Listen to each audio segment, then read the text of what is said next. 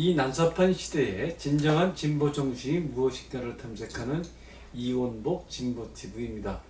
이원복 TV는 진보 정신의 이론적 배경을 살펴보기 위하여 학문의 왕도를 개설하고 있으며 진보 정신의 한국적 적용을 논하고자 정치평론을 운영하는 중입니다. 시청자 여러분들의 많은 구독과 좋아요, 응원 댓글 꼭 부탁을 드리겠습니다. 오늘은 지혜의 세계 네 번째 편입니다.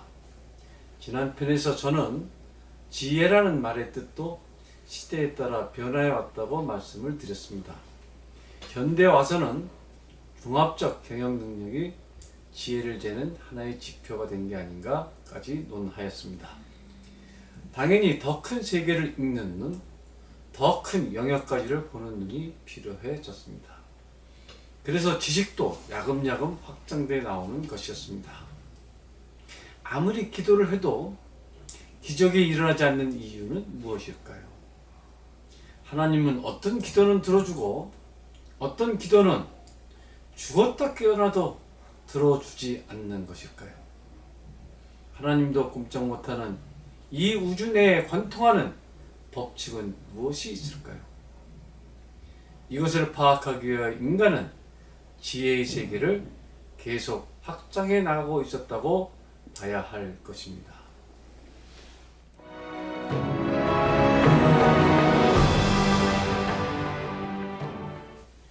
여러분들은 지구를 중심으로 태양과 달, 별들이 움직인다고 느끼십니까? 아니면 우리 지구가 태양 주변을 돌고 있다고 느끼십니까? 우리의 일반 감각으로는 100번이든 1000번이든 10,000번이든 늘 우리가 가만히 있고 해와 달들이 우리를 중심으로 동쪽에서 뜨고 서쪽으로 움직이는 것이 분명하겠습니다. 그렇기 때문에 이 우주는 우리가 중심입니다. 하나님이 우리를 중심으로 세상을 만드셨고 모든 것들은 우리가 공연을 보기 좋게 우리 앞에 나타났다가 사라지는 그러한 것임에 틀림이 없습니다. 이러한 우리 중심 세계관은 우리들의 감각에도 맞고 1 더하기 1은 2인 것처럼 정말 명확한 진리임에 틀림이 없겠습니다. 이렇게 너무도 자명한 이치에 반론을 제기하는 이상한 사람들이 나타나기 시작하였습니다. 정신이 이상한 사람들이 우리가 세상의 중심이 아니고 우리가 거꾸로 태양 주변을 오히려 돌고 있는 것이라고 희한한 소리를 자꾸 하는 것이었죠. 처음엔 그냥 내버려 두었는데 이 사람들이 교회가 거짓말이라고 하고 신부들의 설교가 거짓이라고 자꾸 떠드는데 더 이상 참기가 어려운 것이었습니다. 하나님이 신부에게만 신탁 대변인을 맡겼고 신부가 말하는 것은 하나님의 말씀이기 때문에 무조건 믿어야 한다는 것에 대해 자꾸만 토를 다는 사람들이니까 악마의 영을 받은 사람들이구나 하고 생각하는 것도 우리는 아니었습니다. 당신 말 조심해 하고 자꾸 경고를 하는데 이들은 조심하기는커녕 자꾸만 사회를 혼란에 더 빠뜨리는 것이었습니다. 이러한 사람들을 따르는 신교들도 자꾸 불어나는 것이었지요. 교황청은 최종 참지 못하고 저 사회 분란 분자들, 악령에 들씌워진 사람들 모두들 잡아다가 사탄이니까 모두 불태워 버리는 것이었습니다. 죄의식은 없고 저런 악령들을 불태우는 것이야말로 하나님이 좋아하실 일이라고 굳게 믿는 것이었습니다. 저는 사람이 사람을 일부러 죽이고 탄압하고 하는 일들은 아주 극소수 일들이라고 생각합니다.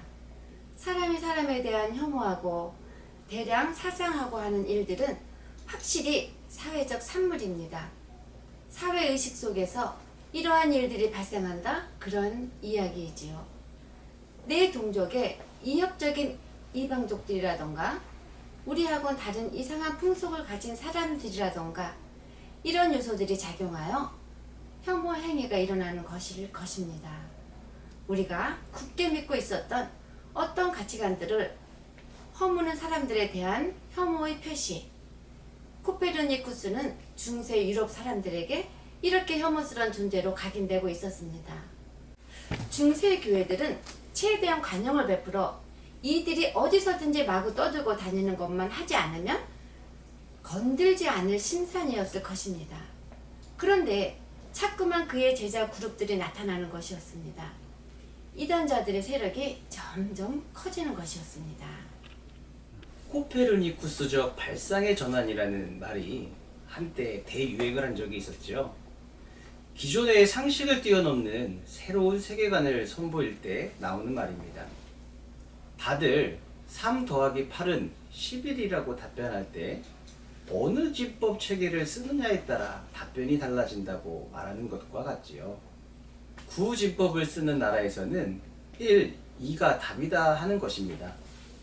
어떻게 맨날 태양이 우리를 중심으로 도는 게 분명한데 우리가 태양 주위를 도는 것이라는 발상이 가능했을까요? 미친 사람 아닐까요? 그런데 나중에는 코페르니쿠스가 맞다는 것이 전 세계에 알려지는 것이었죠.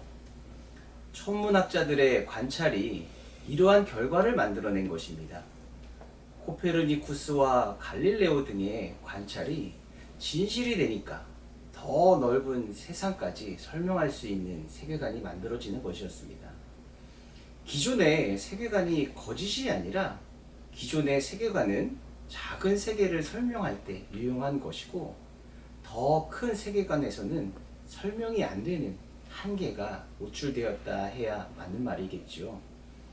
카톨릭 사제들의 나는 신탁을 받았고 내 설명을 믿으라 하는 설교들이 한계에 봉착했다. 그렇게 봐야 할 것입니다.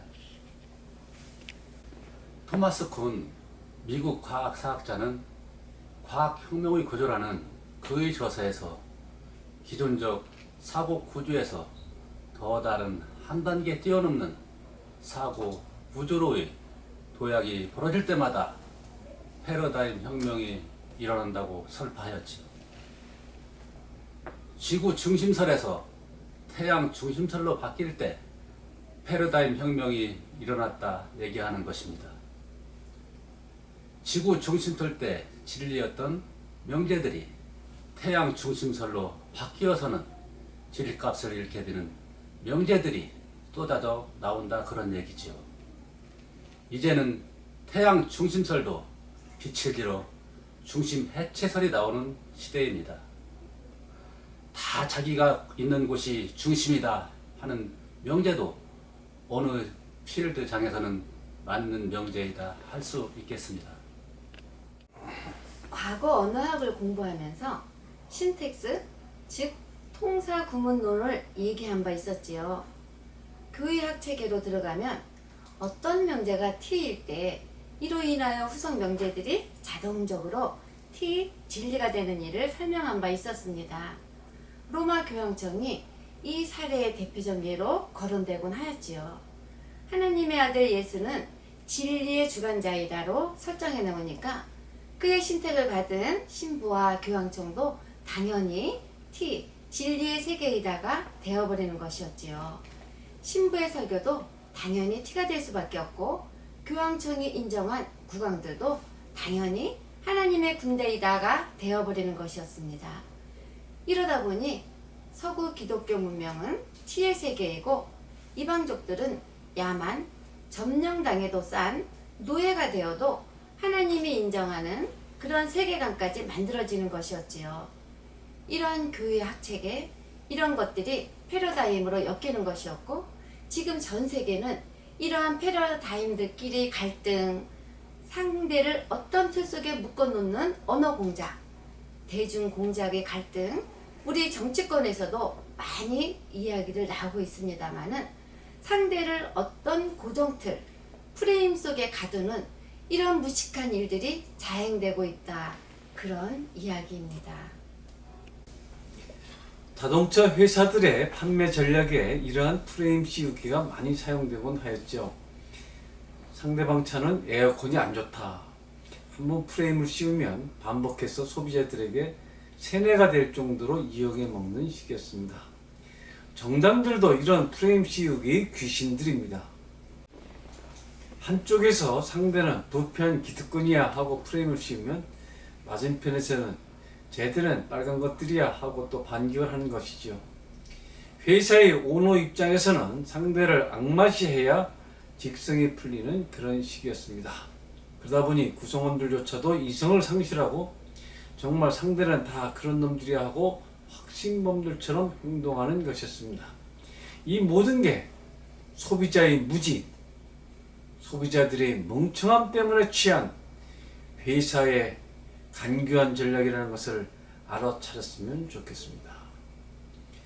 오늘은 여기까지 하겠습니다. 현대인들이 많이 지혜로운 것 같지만 과거에 비해서 그렇다는 얘기지 아직도 도통들 하기에는 한참 멀었다 하겠습니다.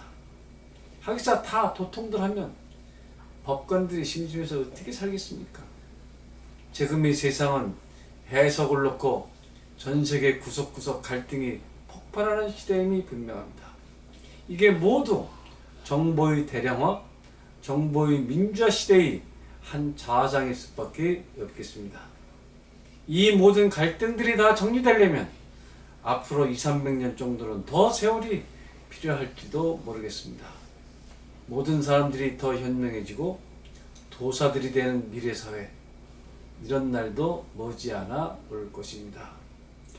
다름을 다 자연스럽게 이해하면서 공존하는 것이 가능한 시대, 충돌이 거의 없는 공존의 시대, 현재 지혜로운 인간들이 그 세계를 향해 노력하고 진군하는 중에 있습니다.